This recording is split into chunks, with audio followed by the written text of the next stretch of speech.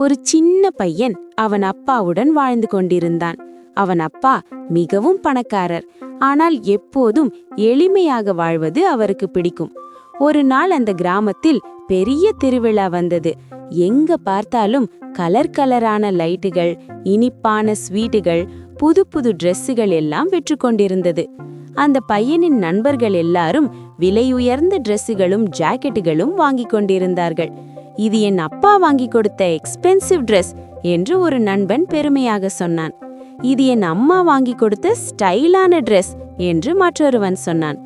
அவர்கள் அந்த பையனை பார்த்து, நீ என்ன வாங்கினே என்று கேட்டார்கள்.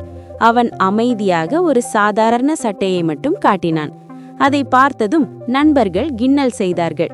உன் அப்பா பணக்காரரே, நீயே இப்படி சாதாரண சட்டை என்று சிரித்தார்கள். அந்த பையன் சோகமாகி மறுநாள் காலையில் தன் அப்பாவிடம் கேட்டான், அப்பா, எல்லாரும் விலை உயர்ந்த ட்ரெஸ் போடுறாங்க, நீங்க ஏன் எனக்கு சாதாரண ட்ரெஸ் மட்டும் வாங்கி கொடுத்தீங்க?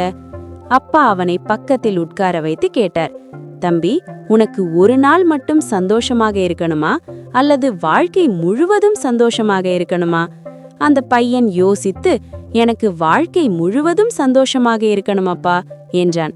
அப்பா சிரித்து சொன்னார், அதனால்தான் தம்பி, நம்ம பணத்தை வீணாக செலவு செய்யக்கூடாது.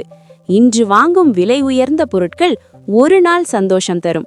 ஆனால் பணத்தை சேமித்து வைத்தால் அது நம்ம எதிர்காலத்திற்கு உதவும். அப்போதுதான் அந்த பையனுக்கு எல்லாம் புரிந்தது. அடுத்த நாள் நண்பர்கள் மீண்டும் கிண்டல் செய்தாலும் அவன் அதை கவனிக்கவே இல்லை.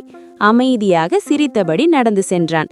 ஏனெனில் அவனுக்கு இப்போது ஒரு பெரிய உண்மை புரிந்துவிட்டது. விலையுயர்ந்த பொருட்கள் முக்கியமில்லை, பணத்தை புத்திசாலித்தனமாக சேமிப்பதே வாழ்க்கையில் உண்மையான சந்தோஷத்தை தரும்.